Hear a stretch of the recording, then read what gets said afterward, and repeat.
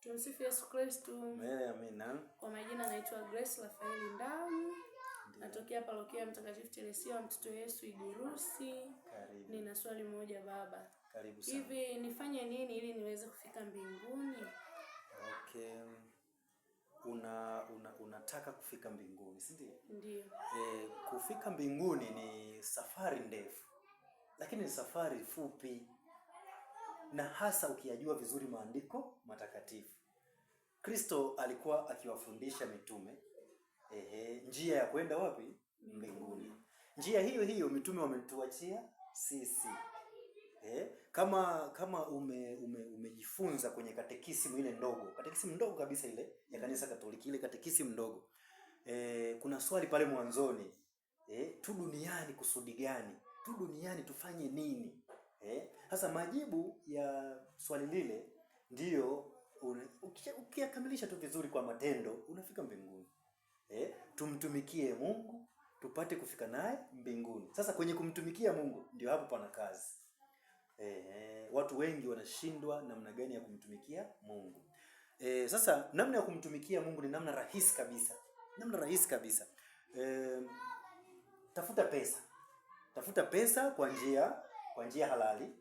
Lakini hizi pesa unazozitafuta zitafute kwa ajili ya watu wengine. Yaani unatafuta wewe alafu watumie watu wengine. Wale watu wanapozitumia zile pesa basi hiyo ndio namna njema ya kumtumikia Mungu. Katika maana kwamba utakuwa unatafuta zile pesa, fanya matendo ya huruma, kuna wagonjwa, kuna wazee na nini. Ni namna ya kumtumikia Mungu. Kwa hiyo utafuta pesa kwa ajili ya watu wengine. Lakini pili, sali. Unaona? Sali. Unaposali, sali kwa ajili yako na kwa ajili ya watu wengine.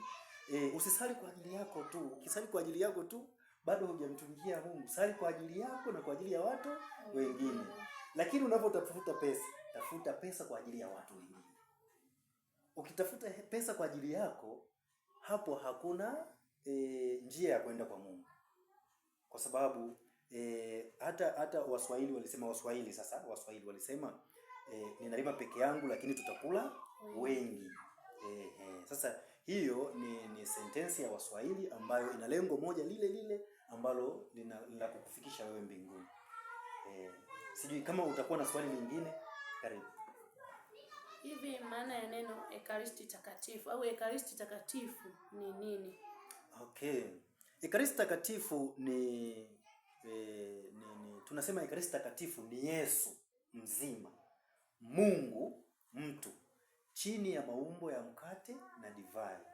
Ni chakula cha roho zetu. Ni chakula cha roho zetu. Kwa hiyo Ekaristi Takatifu ni chakula ambacho Kristo ametuachia kwa ajili ya kuzilisha roho zetu. Kwa hivi Kristo